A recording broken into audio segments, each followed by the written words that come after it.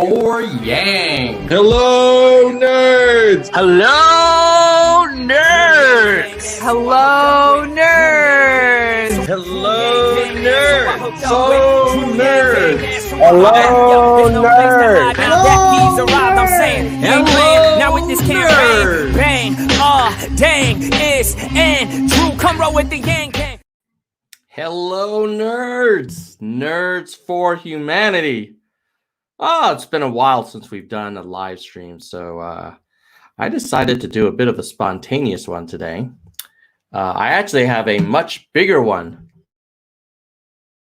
Oops, the boys are playing video games, so hopefully we can maintain enough bandwidth to do this live stream. But it's the weekend. You gotta let them play a little bit of Call of Duty, right? So I have a huge panel discussion coming up, just so you guys know. Let me just share with you what's coming, so you can hopefully you'll be as excited as I am. I think it's going to be a really great discussion. Let's see if I can find it here. As you can see here, we're going to have Heidi Briones from Oregon, Jonathan Herzog from New York, Jermaine Johnson from South Carolina, and Mike Breuer from Kentucky, all on the same panel in about 9 hours from this live stream. So by the time, if you're seeing this on replay, who knows? Maybe it's available immediately on replay. But that's going to be a pretty cool conversation. Those are some of my favorite guests that I've had on the show who are running for office. Hello, Rob. Hello. Hello, Forever Young. Hello, Brent. Hello, nerds. All right. So with the panel discussion, we are going to talk about politics and probably touch on the virus. But this live stream is mostly about sharing data. So why don't we just get right into it? And welcome to everybody that's still up.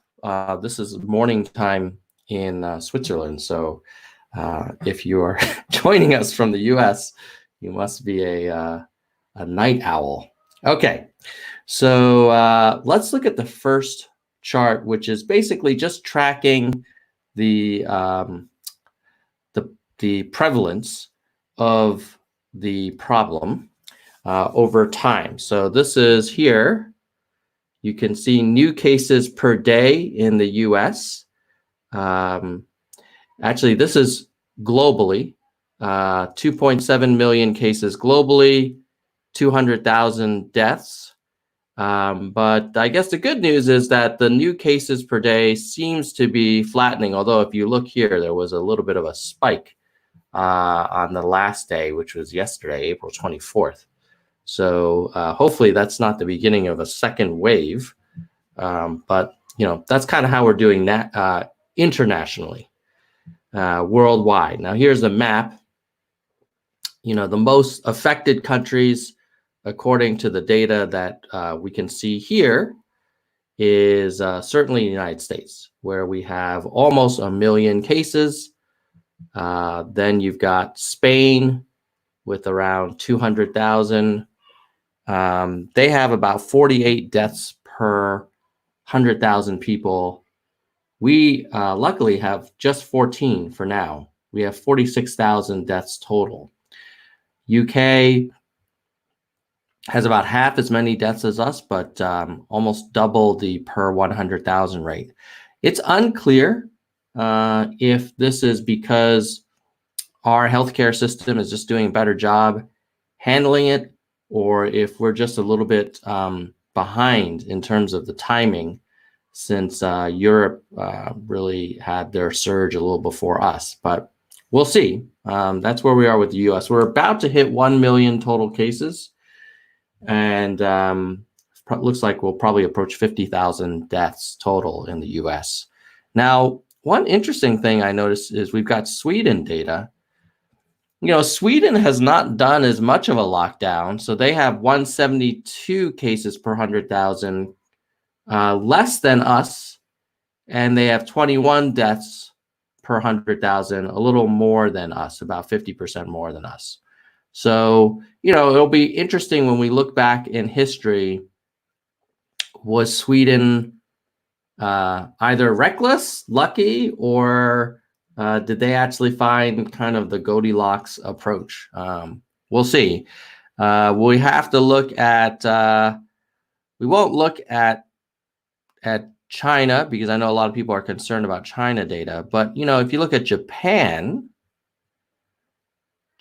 is seemingly in either really good shape or just at the beginning of their coronavirus journey. So, because right now they only have 10 cases per 100,000, 0.3 deaths. I mean, amazing. Only 341 deaths in all of Japan. So that's how the countries are looking. Now, here is if you look at the growth of cases. So what you want to see, if you're a country, you want as little of the dark orange to the right as possible. You want your right edge to be kind of like almost gray, colorless. So if we scan, we see most countries, their dark orange is, they passed it. They're not kind of like leading up to it. Bangladesh, some of the developing countries, Thailand, it looks like they're really, they were one of the first to receive the spread from China. And you can see that they kind of had a problem. Let's see, what's the date range here? It goes from Jan 22 to April 24th. So if we go back down to Thailand, did I pass them? Let's do this. If we go back down to Thailand, you look late Jan, they had their worst problem. Then they had another surge, looks like maybe early April, but now they're kind of back in a really good place. Greece just had one peak, and now they seem to be in a very nice, stable place. Croatia, and so on. Now, if you sort this by,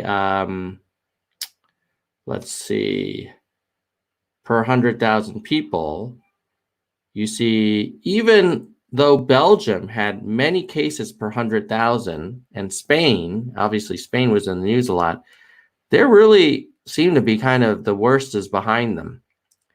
Italy had a huge problem in, looks like around February, but now they're really coming out of the woods. And then if we look at the US, we too seem to have had our worst in maybe early April, and now we're starting to trend down. So this is really encouraging news. If you believe the mainland China data, like, you can keep it down. Look at this. They're kind of light gray or whatever this tan color seems to be maintaining. But if you don't believe the China data, let's see if we can find another example where someone's maintained. South Korea. They had an initial surge late Jan. Then they had another one, looks like around Feb. But then most of April, they've been pretty good. So it can be done. Maybe this comes down to sort of your mitigation levels. Like Belarus looks like they had it, got it down. Another surge, got it down. Another surge, got it down. Another surge, got it down. So Belarus is an example of someone who's not a country that's not really figured out how to really keep it tamped down. Other countries where you see a lot of these orange bands kind of repeatedly, like Hungary kind of has had a few different surges. Cameroon has had a lot of surges. So, I guess we'll just have to see how it goes in the US. But if you look again at the US chart, not too shabby. Now, if we want to dig a little deeper into the US, we can see here a map will load hopefully soon. And it's going to show all of our states and how we're doing within the country. And as you can see here, like clearly the tri-state area is just the epicenter. Now, what's interesting is they used to say that Seattle was ground zero, but Seattle and Washington seem to have done a better job containing it than certainly New York and Detroit and Chicago. Obviously, some of that is affected by the population, but you look at Miami now. Miami has 10,000 cases, 300 deaths, and if you look at Seattle, which is in King County, they have 5,000 cases, or almost 6,000 cases, 400 deaths, compared to 10,300. So, even though Seattle was kind of the first one that was hit and they didn't have everything set up, they've really recovered better than newer cities have handled, the second wave. So that's U.S. State level data. Here is where cases are growing the fastest. So the orange is where it's doubling every 7 days. The light color is where it's doubling every month. So where is it doubling? It looks like inland. Some of these states that maybe weren't as concerned. Michigan, Illinois, Mississippi, Alabama, parts of Georgia, where it is like, let's say if you're in Wilkes County, or if you're in Appling County, Georgia, or if you're in Gilmer County, Walker County, these are doubling. Walker is doubling every 2.5 days. So, if you're a governor, you're probably going to want to keep an eye on the data and only open up if you see, like if you're in Montana, this is a great time to reopen. Wyoming, also great time. North Dakota, South Dakota, even Washington State is approaching a place where it can start to reopen. I mean, gosh, even New York, you see very few counties that are doubling every 7 days. But if you look at Alabama, Pike County, it's doubling every 6 days. So obviously part of that is like, these are smaller number of cases, but look at Mississippi, 200 cases doubling every 7 days. So it's not just these tiny little, one horse towns. If you look at Iowa, Tama County doubling every week. So, wow, look, Black Hawk County, Iowa, doubling every 3.5 days. So even though nationally, the national chart looks good, statewide, you've got some differences. And this is that kind of visualization we have at the state level. And what you want is a dark orange to be as far to the left as possible. And so you see New York definitely had the tough period for basically most of early April. But they look like they're really coming out of the woods. And if you look at who is not coming out of the woods, like you could say like maybe North Dakota has its own issues. South Dakota, but most states seem to be over their worst period. We'll have to wait for more data. Washington, D.C. had double surges, so unclear if they'll have a third. But yeah, that's a little bit of the U.S. deep dive. Let me just take a little break from screen sharing for a second and see if you guys have any comments. All right. What time is it? Forever Young, it is now, according to my phone, 10:40 a.m. in Central Europe time. GHT, hello, nerds. Oh my God, is someone in Virginia? Brent Fitzgerald, dude. Oh, hopefully you're an early riser and you haven't like you've already gone to bed. All right, let's see. Tizur Master is taking his disinfectant injection, as Dr. Donald would suggest. Ugyu says, I don't get why you skip China's data. Well, there's a lot of people that are not really sure if China has all of the incentives to be fully transparent.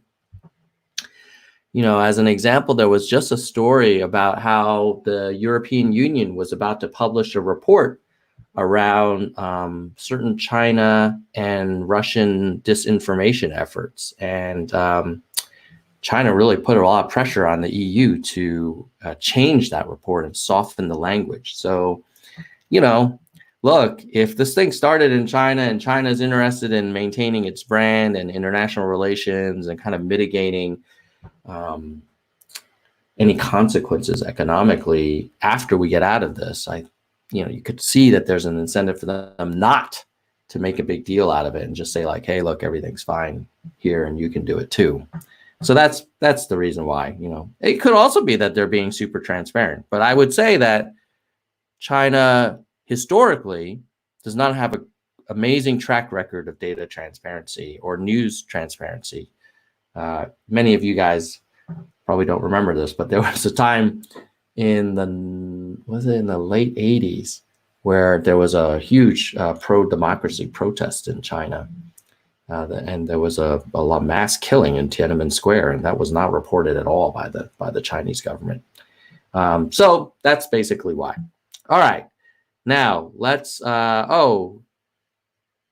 QOP wants to know if there's any updates in California. I'll take a look at California because I'm actually going to be moving to California this summer. So let's see how we're looking in California. So we are going to go back to the US now at the level of detail. We're going to have to wait for the map to load. And while it's loading, let's just see here. There we go. Load it up, map. Oh, Fred the Felon's in the house. Hey, Fred, what's up?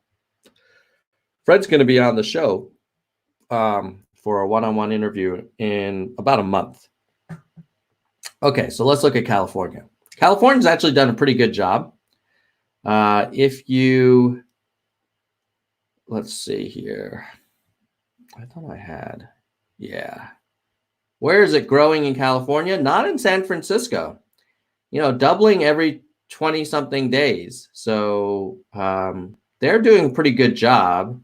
Who's not doing a good job? LA, not quite as good as Northern California. They are doubling in Los Angeles County every 9 days. And then Fresno is doing a little better than LA. So I would say Northern California seems to have kept this down the best. And then as you move south, ironically, I know a lot of people believe that coronavirus is immune to spring temperatures and warmer weather, but LA is probably warmer than Northern California, but is actually growing more. Yes, Bay Area next year for the Nerds for Humanity channel. Maybe we'll do a Nerds for Humanity event in the Bay Area sometime. All right, so that's California. If you're in California, I would rather be in California, certainly, than I think some of these southeastern states. You don't want to see so much orange. Now, there's going to be an argument that, well, Tom, you can't compare lower population southeastern states. They're of course doubling because there's so few people. But I don't know if that's true, because there are also very few people in, these middle states here, and they're not doubling every 7 days. Of course, they have even less people. They're more spread out. But look, if you had to live somewhere, why would you want to live in a state where it's growing and accelerating? So you could say if you could use a chart like this to determine how much you recommend when a governor should expand and relax mitigations. And so if I were on the task force, I would say, hey, man, I'm going to give every state a report card, and I'm going to let you know if you're red, yellow, green. And if you're red, that means you're growing. So there's no way you need to actually increase your mitigations. If you're yellow, it means maybe you're looking better. And then if you're green, like maybe Wyoming and Montana, like maybe you can start really relaxing. Oh, Brent Fitzgerald with the super chat. Thank you. Appreciate that, man. Yeah, the super chats are great and the memberships are great. Unfortunately, not a lot of people like these videos. The Nerds for Humanity channel is kind of struggling from a subscriber point of view, but I'm going to keep making these videos because I know there are some people who like it. And clearly, when people support it through channel membership and super chats, like, I guess my theory is the nerd universe is not like huge, but there are people who like the data, and so I will share it with them. Okay, so let's move on now to the next chart. So let me share with you this chart. What happened? Not that one. This one. Ooh, let's look at presidential approval. So how is the country viewing the job that that President Trump is doing? And it's pretty stable. Like the purple is disapprove and the orange is approve. And what you'll notice is that he had his toughest time in probably March, early March, where there was quite a bit of disapproval. What happened? Oh, this is even more detail here. Oh, this is cool. I even prefer this one. Yeah. All right. So so you see, oh, this is how worried people are. We're not going to go to how worried. We want to go to the approval thing. Hold on. Here it is. Okay. We'll dig in that other one later if we have time. So here you see the purple is the highest around mid-March, and the approval is the lowest around mid-March. And then he peaks in terms of approval around late March. But now his approval rating is kind of trending downward. And it looks like he's in the 45% approval, 50% disapprove. Honestly, I'm surprised it's that high, given I'd be curious to see, like, for people who watch the presidential daily briefing, if they are more likely to disapprove of him. I would imagine they are, because I've watched those things and I am not very impressed. Like his mastery of facts, consistency, precision of data, kind of continuity of thought, focus on milestones, key performance indicators, actionability. These are not things that I'm seeing by the president in his daily briefings, but I'm obviously biased. I'm really not a big supporter of the president. So are Americans worried about the economy? Yes. More than half are very worried. 30% are somewhat. Interestingly enough, about 12% are not that worried at all, either not very or not at all. I myself, I am worried about the next sort of 6 to 9 months. But I'm not worried long term. I think the fundamentals of the country are actually pretty good. Obviously, we have big problems with healthcare and entitlements and government spending and income inequality. But, if you had to take any country's economy, I'd rather have America's economy than, anybody else's. Like, it's interesting, like China, who knows, man? Who knows what's going to happen in China? Their economy is actually contracting. And at some point, you wonder if the people will sort of not be as open to leadership by one party, but we'll see. So that's how Americans feel about the economy.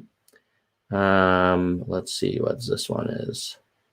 How worried are Americans about getting infected? And what you see here is that really through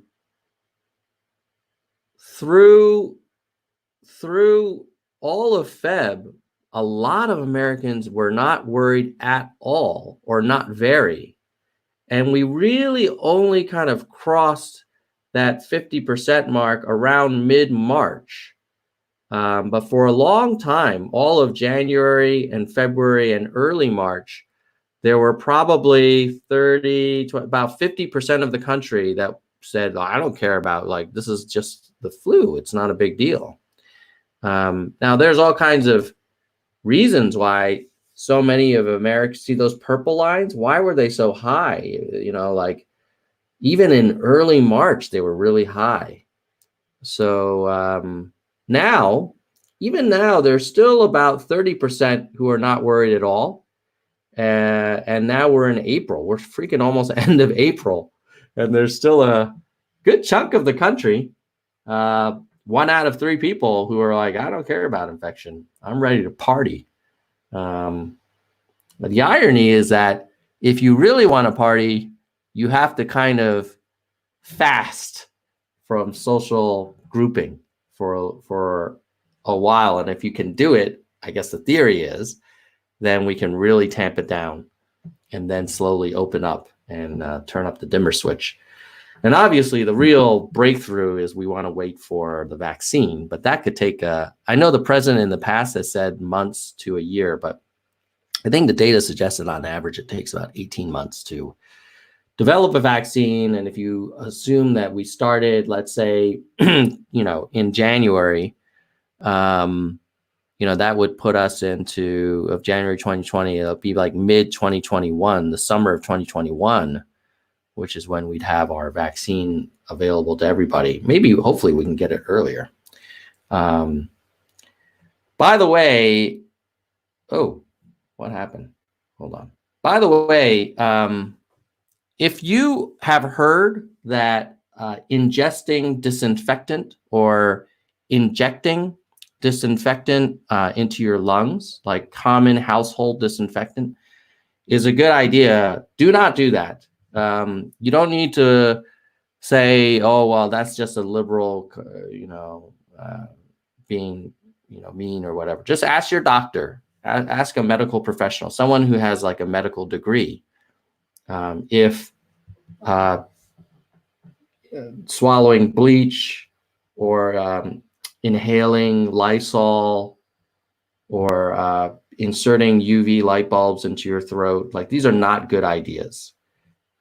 Also, there was a study about hydroxychloroquine by the Veterans Affairs Association, the Veterans Administration, that found that people who take hydroxychloroquine are more likely to die and have heart issues. So some people may say, oh, what do you have to lose? Well, you could die if you do these sort of non-scientific, non-tested kind of cures. So just a little public service announcement there. All right. So let's see. Let's move on to the next chart, shall we? How are you guys doing? Let me just check in with you, see how everybody's doing. QOP13 says, who is saying this? Unfortunately, the president said it in his daily briefing a couple days ago. And then it was very sad because then he asked Dr. Brinks to conduct tests about whether or not we could inject disinfectant and insert ultraviolet rays into the bodies.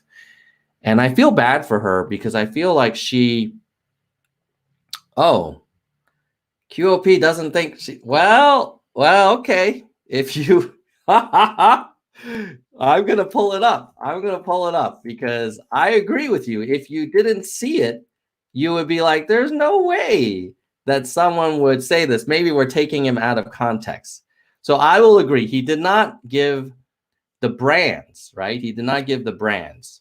But hold on one second. Hold on one second. Let me pull this guy up and go here. And then you can see for yourself, because of course I exaggerated a little bit, and not that much, to be honest, not that much. Share audio. Here you go. All right, so this is not a doctored video. This is the president. And see if I can get this to play for us. So supposing we hit the body with a tremendous, whether it's ultraviolet or just very powerful light, and I think you said that hasn't been checked, but you're going to test it. So he's asking, supposing you brought the light inside the body, which you can do either through the skin or in some other way. And I think you said you're going to test that too. Sounds interesting. Right, and then I see the disinfectant where it knocks it out in a minute. 1 minute. And is there a way we can do something like that by injection inside or almost a cleaning? Because you see it gets on the lungs and it does a tremendous number of the lungs. So it'd be interesting to check that. So that you're going to have to use medical doctors with. But it sounds interesting to me. So we'll see. But the whole concept of the light, the way it kills it in 1 minute, that's pretty powerful. So supposing we hit the body. That's it, man. Now, it is pretty incredible. It is really incredible that the president is just sort of brainstorming in a national press conference around injecting disinfectant into the lungs, around inserting ultraviolet light into the bodies of people. And then on camera asking the CDC, like, you should look into this. And then some underling is saying, like, yes, Mr. President, we will look into that. Do not look into random things. Look into what the doctors and the scientists think we should look into.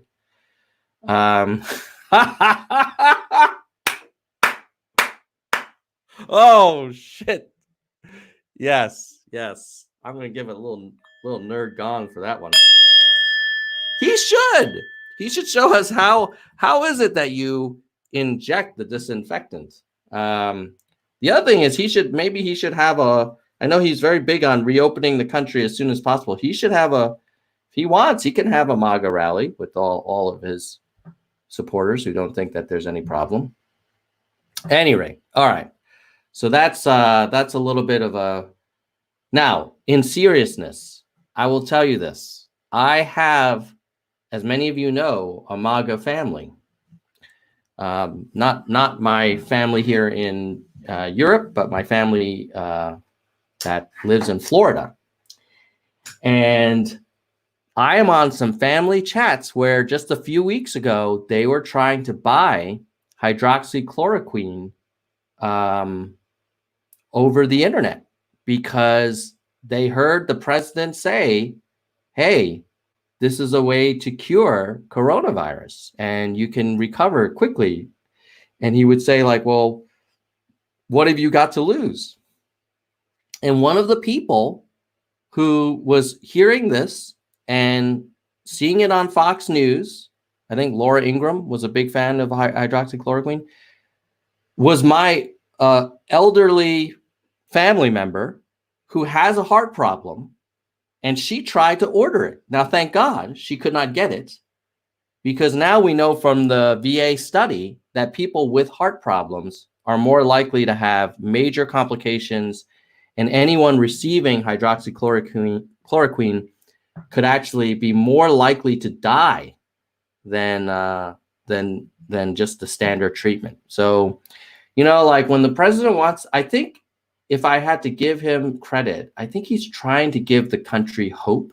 He's trying to share good news. It's sort of like a business deal, like a real estate development where it's delayed and you're like, oh, but you know, we're going to have these new solar powered, you know, sun decks or whatever. But, you know, we're not trying to sell a condo in Queens, you know, we're not trying to sell a casino in Atlantic City. Like, this is a scientific problem. This is a national health problem. Anyway, let's move on to some therapy by charts, because when I talk about Trump, it's very, very disappointing. Okay.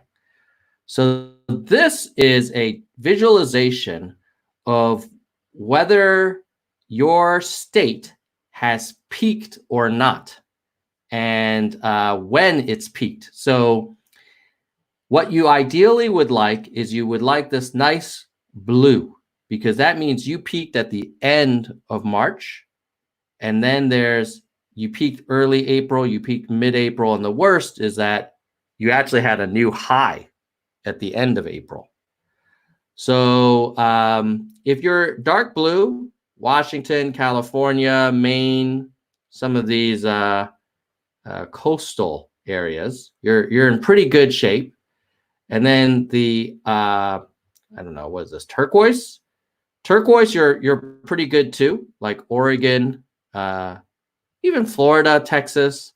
But if you are this red color, that means you basically had a new high very recently.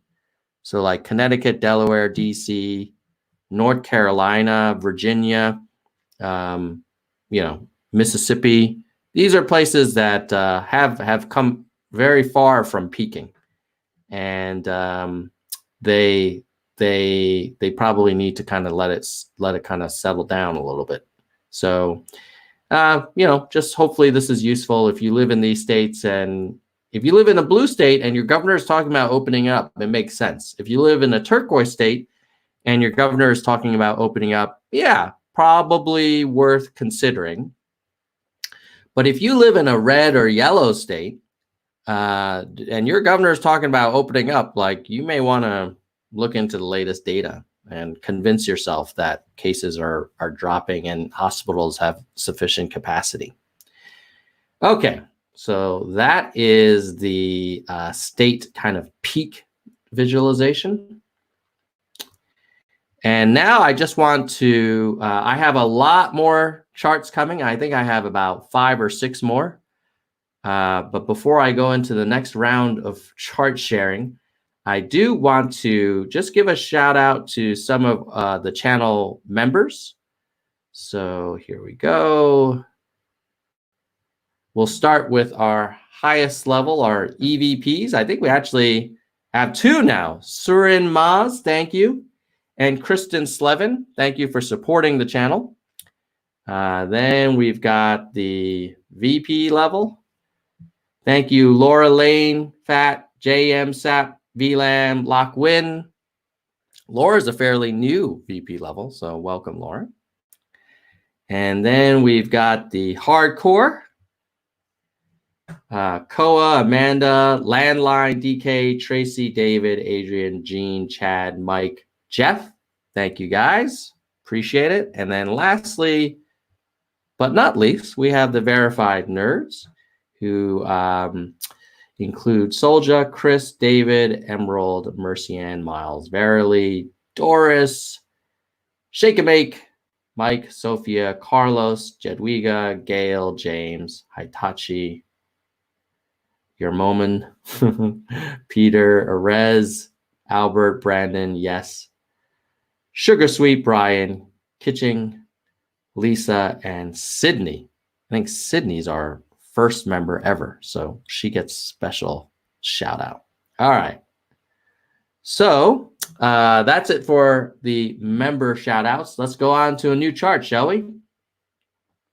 All right. Here is a chart showing testing in the US. Obviously, testing is super important. This is from the CDC. You know, what's interesting is obviously we didn't do any testing in January and February for the most part. Testing really started in March. And if you'll remember, in early March, they were talking about all these like drive-through tests, and everyone who wants a test can get a test. But the actual number of tests per day has not really shot up the way you would think it has, given that, we have a national lockdown. So from pretty much mid-March till today, it's been kind of flat. So I'm kind of curious, has anyone watching this stream, have you guys been able to get tested?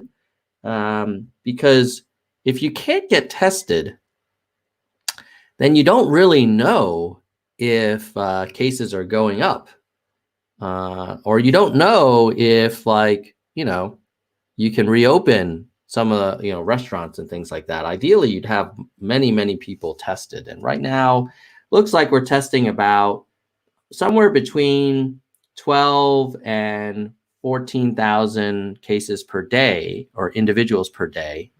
But obviously the US has a population of over 300 million, so it's going to take a while to get into a big big chunk of that. So yeah, we'll just see what happens. I mean, obviously you would wish that we were testing probably millions of cases per week to really feel comfortable, but I'll defer to the experts on that.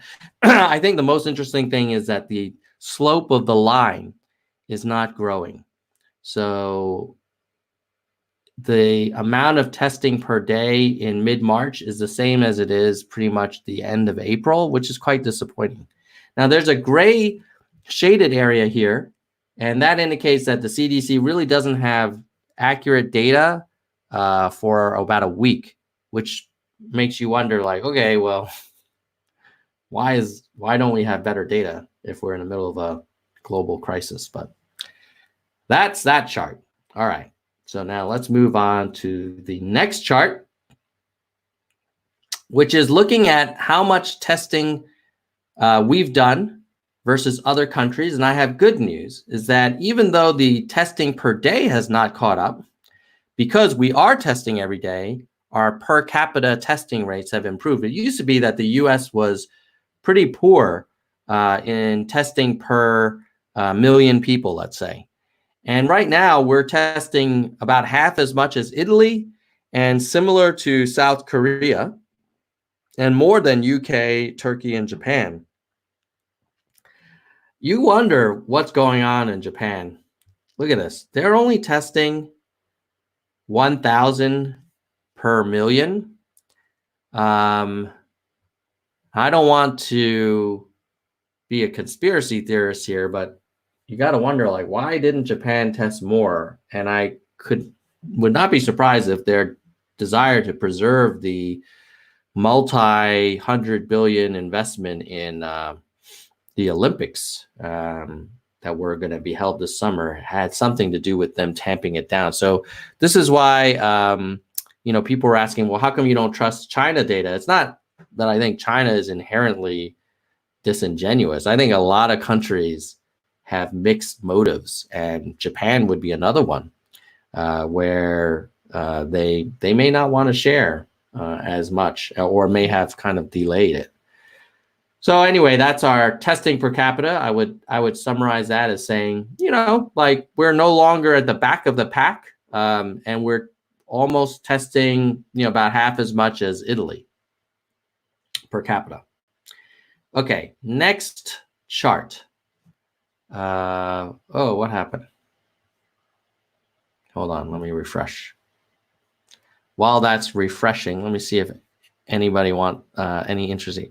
Japan is in trouble. Well, no, the data says that Japan is not in trouble, but they're not testing anyone. So it's kind of like, if you don't believe in testing and you're not testing anyone, then of course your number of cases is going to be pretty low. So I think the question is, does Japan actually have a bigger problem than maybe the data is showing because of the insufficient testing? Deborah is talking about, yeah, there is a problem with the lack of swabs, and I think reagents is the other limitation. Now, and many of those swabs and reagents are made in China. So there's just a huge demand for reagents and swabs. Now, you could argue that America, as one of the great, manufacturing powerhouses in the world, if we wanted to, we could insist that some of our private corporations produce more reagents and swabs. But I think the president has been reluctant to use that. I think it's the Defense Production Act capability. He, kind of took a while to get it done for ventilators. But I haven't seen him in his daily briefing say that he's, as an example, demanded that, let's say, Johnson and Johnson or some other, healthcare company produce more reagents and swabs, even if it's, kind of not part of their business plan. Okay, let's see. Well, while we're waiting for that next thing to load, let me show you what I was hoping the president would do on Twitter. So I was kind of arguing this in mid-April.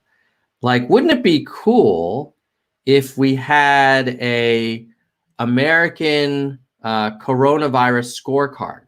So what if we said, we're not going to wait and just spend like endless debates over, was Trump being sarcastic or not when he was talking about inserting the disinfectants into people or whatever? Was he serious, or was he joking? Was he just trying to troll the left-wing media? Why don't we just start tracking the number of infections and deaths per capita, the unemployed per capita, the median income percent change, the months from shutdown to reopening, the per capita cost of healthcare, and then we can evaluate how we have done as a country. Because these daily briefings they're very kind of like, well, I'm going to give you this little piece of good news and I'll give you this little piece of good news. But you're not really like that. You wouldn't run a business that way. You wouldn't say, oh, hey, Bob, in sales, did you close any new deals? You'd want to say like, well, what's the company's total revenue? Or in this case, what's the country's total number of infections, total number of deaths, growth in infection rate per state? Do we have a system for determining when a state should reopen? When can it get federally certified to reopen? How are we doing in terms of ventilator capacity utilization, ICU capacity utilization, cost? Speaking of costs, like these giant stimulus plans, they're all these like one-off deals. It's like, well, how is that going to help us if we're not going to have a vaccine for 18 months? Like just doing yet another small business loan package. Okay, but those get pretty much spent in like a week or two. So this is just a point around, wouldn't it be great if we ran this crisis like a serious CEO would? And I don't think that's what's going on. All right, so let's move on. Oh, let's look at what the gamblers are thinking around, since we've been talking a little bit about politics. What do the gamblers think is going to happen around who's going to be our VP? How about that? All right, so let's take a look. Chrome tab. Election betting odds. Vice President Harris. That is what the gamblers think will be most likely to be Biden's bottom of the ticket. Kamala Harris. More so than Klobuchar, and third would be Warren, and then Stacey Abrams used to be kind of like everybody's favorite, but she's now fourth. And you can see that Kamala has maintained her lead based on the betting odds for some time now, since mid-March. There was a point where Klob in mid-March was just as likely as Harris.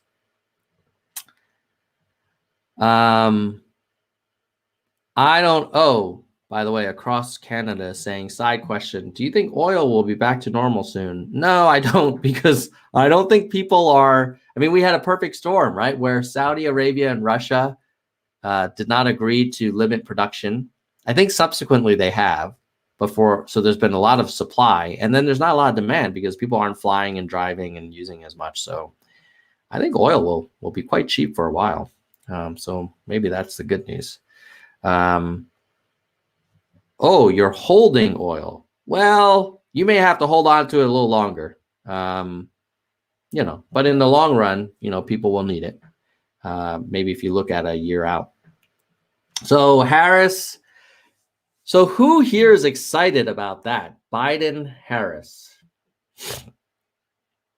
Not super excited. Like, I'll take it. I'll take it. It's sort of like you go to the restaurant and you're really excited about the special, like maybe you have a craving for, I don't know, fried chicken or cheesesteak or whatever your favorite dish is, or yeah, cheesesteak would be very nice right now. And then they're like, oh, sorry, we sold out of the cheesesteak. But, you know, we do have the baked chicken. So, you know, Biden and Harris would be like the baked chicken. It's like, you know, there's nothing wrong with it. There's nothing wrong with it. And certainly versus the alternative, which is like, oh, or we have like the roadkill casserole. It's like, oh, well, give me some of that baked chicken extra. So anyway, that's the betting odds for VP. Now, what about El Presidente?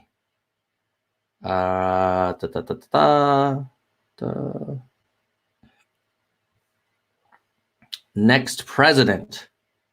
Oh, hold on. I got a better chart for you. Here we go. U.S. presidency. You know, the gamblers think that it's more likely that we're going to have El Presidente Trump than El Presidente Biden. That'll be interesting. So we may not get that baked chicken after all. We may have to have last week's roadkill casserole warmed over with a little orange sauce on top. So I'm not shocked that the gamblers think that Trump is. I mean, Biden's just not showing up. You know, he's not. He's just, maybe it's not his fault because he can't be out there, you know, in large gatherings and groups, and he can't fire up the crowds. But I don't know. I'm not sure that it's fair to say that he had been firing up the crowds before. So, anyway, so that's the presidential betting odds. Basically, the gamblers believe that this will be a race between Trump, Pence versus Biden, Harris, and Biden, Harris will not win. Could have had Yang. Could have had Biden, Yang. Could have had Yang, Booker. But if you are friends, live in the great states of Iowa and New Hampshire, I would be tempted to give you the one finger salute, but that would not be very nice. So I would just say to our friends in Iowa and New Hampshire, you will get the president that you deserve. Okay. Next, let's look at, so that was the betting odds. We can also look at some of the polling data. So let me see if I can pull that up for you guys. Polls.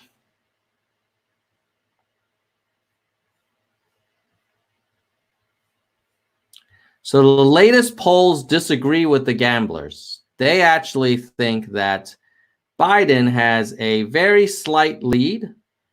Biden has a slight lead in Florida, but only 3 points. 6-point lead in Pennsylvania. I think he grew up there, born there. Very strong in New Jersey. I don't see many states where the polls are showing Trump has a big advantage. And then if we look at the, let's see if we can dig in actually to one of these to get a little more detail. So we go into the Florida Fox News poll. Will they give me more data? I don't. Oh, yeah, baby. That's what I'm talking about. Oh, yeah. We got the raw data, guys. We're going to get there. We're going to root around and find some insights here. Okay, let's make this a little bigger. Make sure I share the right screen. Sorry, guys. This is unrehearsed, as you can tell. Okay. Hopefully you can see now I've actually pulled not just the headline, but the actual data report. So they surveyed about 1,000 voters. And they said, who would you vote for today? 46 Biden, 43 Trump. Then they were asking about favorability. Ooh. 48% of Floridians have a favorable view of Trump, but 52% of Floridians have a favorable view of Biden. Unfavorable, Trump is a little bit more unfavorable than Biden, but not that much. 51% of Floridians approve of the job Trump is doing. 47 disapprove. Wow, Florida is really kind of like a 50-50 state pretty much. 75% of Floridians are concerned. 1 out of 4 not concerned about coronavirus. 1 out of 4 not concerned that it will lead to any economic hardship. They think that he's doing a better job with the economy, 53%, than the virus, 48%. Although 48% still think he's doing a pretty good job with the virus. Let's see here. Ooh, interesting.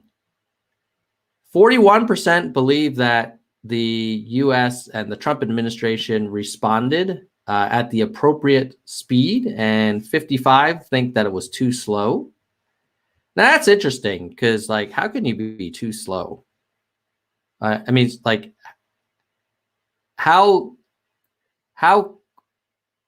why wouldn't you always be too slow is maybe the better way. Like, of course, we should always have gone faster if we could have.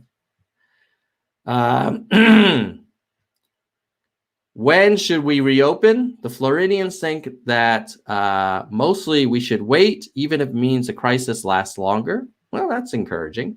And 23% say, like, no, we should reopen, even if it means the public health crisis lasts longer.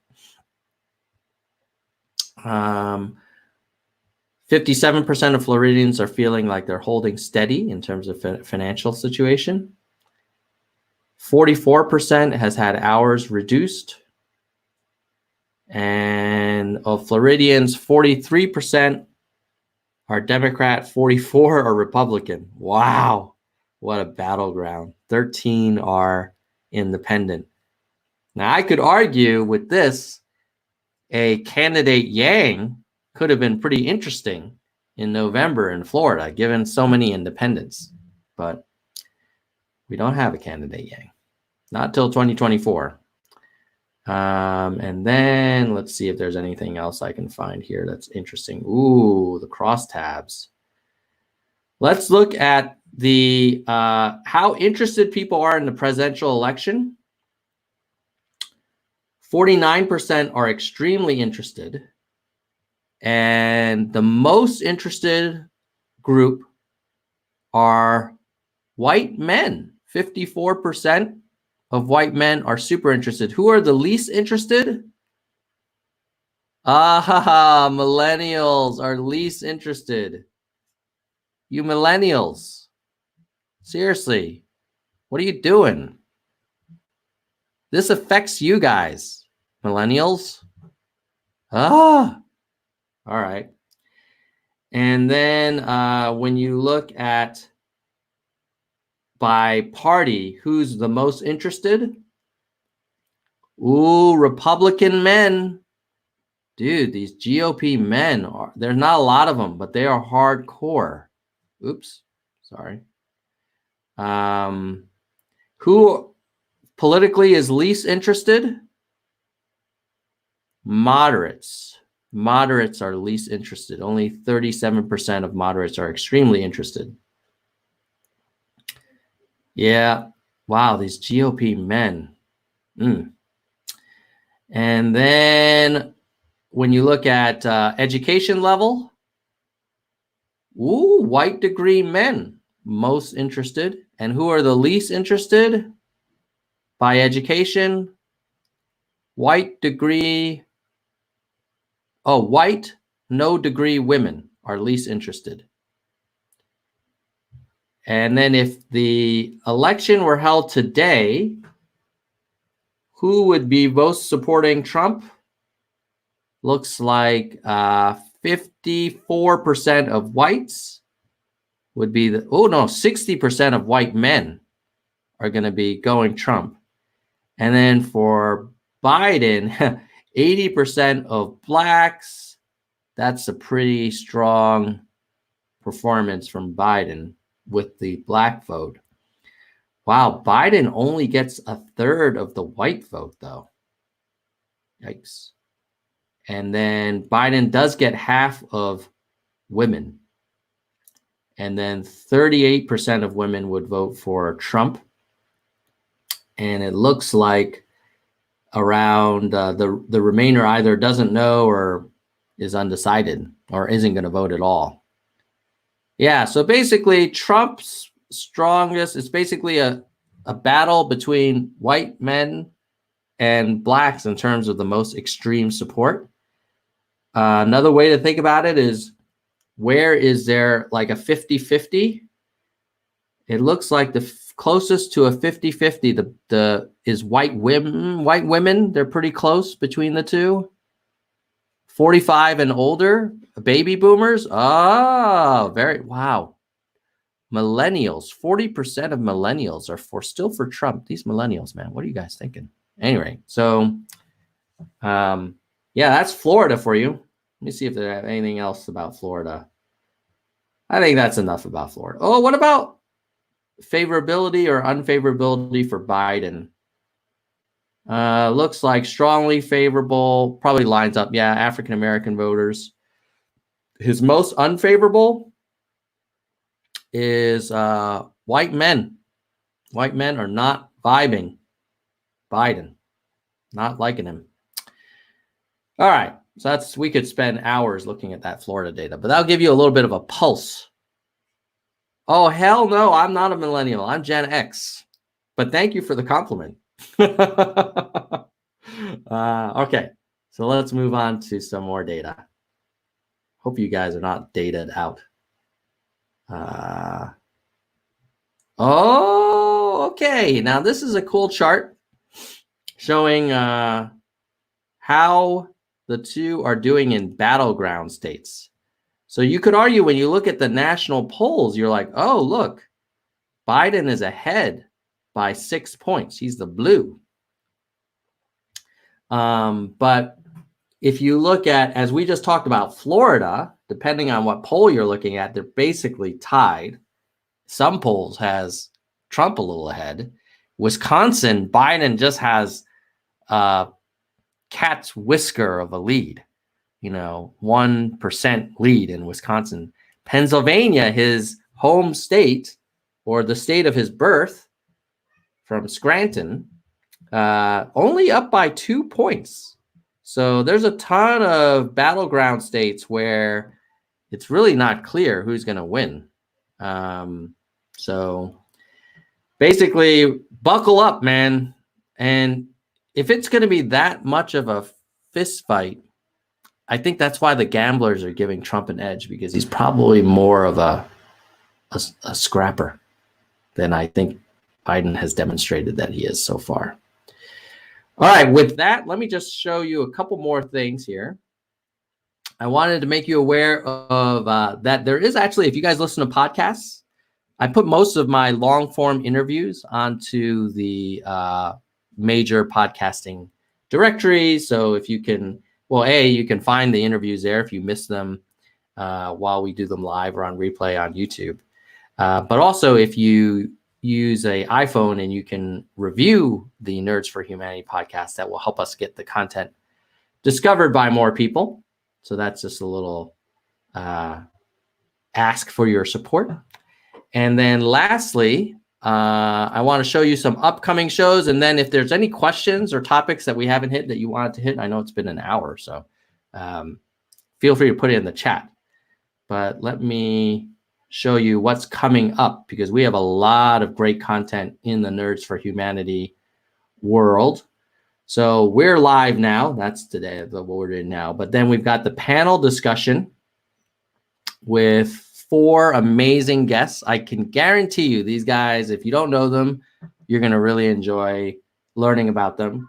Heidi, Jonathan, Jermaine, and Mike from Oregon, New York, South Carolina, and Kentucky, respectively.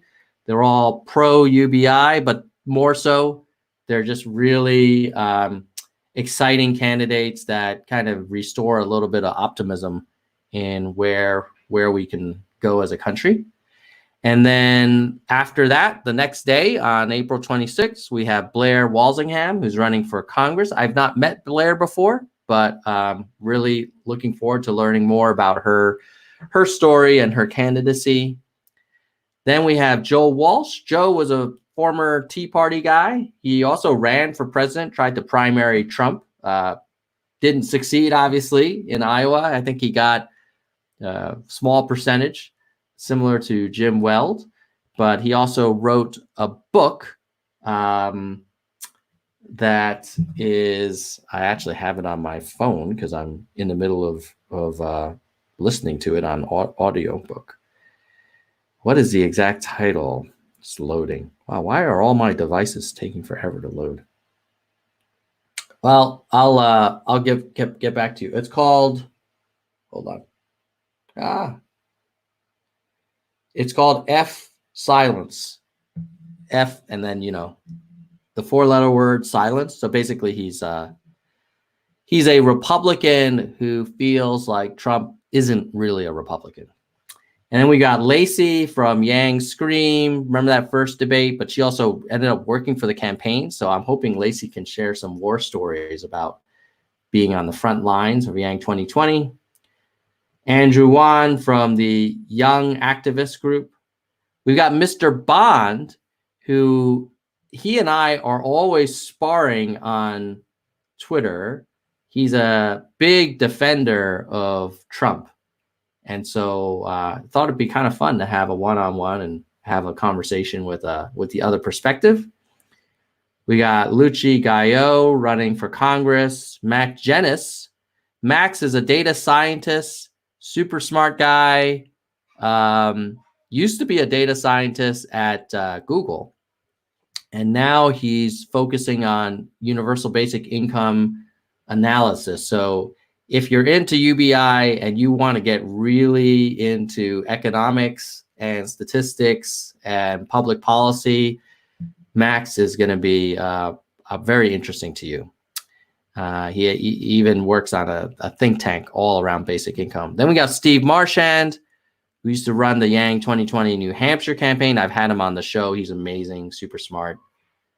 Then we have, Then we have Fred the Felon. Then my brother, the MAGA brother's back. Then Levinod, who is a kind of big donor. I discovered Levinod when he maxed out his donation to David in LA. And I was like, dude, we'd love to hear your story. Then we have Heidi from Veterans for Yang. And then we have Trumper for Yang. And then we have an audience discussion panel where you could be on the panel and we can talk together. So a lot of really good content coming up. So make sure you subscribe to the channel. And if you can, like this stream so that more people discover this content. So with that, I will see if there's any final questions or comments, and then we will wrap it up. Let's see. Let me just highlight some comments. Brent is saying, do I have a link for the study? Which study were you referring to, Brent? Let me know, and I'll try and include it again.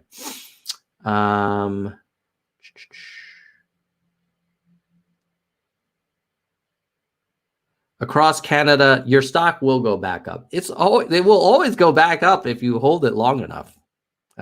History has shown that stocks do appreciate over time. The question is how long? I mean, actually, we should look at, maybe if you want, we'll look at the stock market. So let's look at the the NASDAQ. I actually am involved in a family stock picking competition, and my portfolio has increased 30% in the last month. So money can be made. I think, of course, I didn't make any real money. It was just a simulation. But here's the stock market. And as you can see, if you zoom out, like, it's actually not like, terrible. I mean, obviously, the market has really taken a big dive from a very nice peak back on Feb 14. And then it really hit a low end of March. But now it's kind of recovering a little bit. So I think people are seeing the light at the end of the tunnel, and they're hoping that this thing can't be going on forever. And this is the, over the last few decades, you see the trend is still, encouraging. I mean, obviously, if you zoom in and you say, well, let's look at the 6-month trend. Yeah, we really took it in the shorts. I actually, for my stock picking game, bought a lot of stocks that were kind of really beat down, and many of them have recovered. So anyway, that's the stock update for you guys. Yes, Deborah's right. Please like this where you're seeing it so that more people discover this content. Thank you for reminding everyone, Deborah. Appreciate it. Yes, Gord, agree. We should not listen to President Trump's medical advice.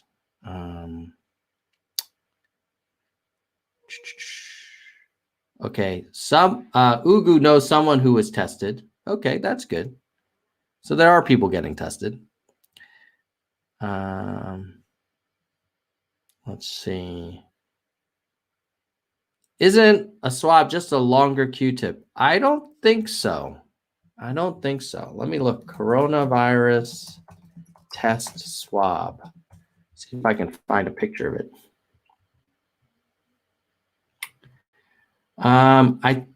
It looks pretty long, so I'll show you. It looks pretty long. I don't think you could do that with a regular Q-tip. I don't think you would get all the way in there. Not to mention, I'm going to guess that a medical grade swab is probably like produced with, germ-free environment and super clean and everything. You don't want to just take something like off the shelf at Safeway and stick it deep into your nose. Let's see. Yeah, second wave. Well, that's the big question. I will say I live in Switzerland. Oh, that's the thing I wanted to show you guys. See if I can find it. It was really cool. It was a chart showing the different countries. Countries, coronavirus. And unfortunately, that tab wasn't loading for me. See if I can find it.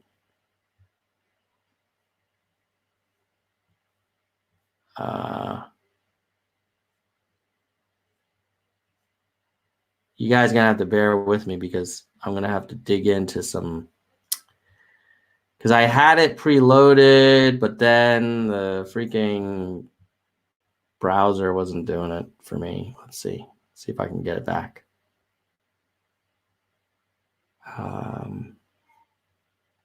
Maps and tracker.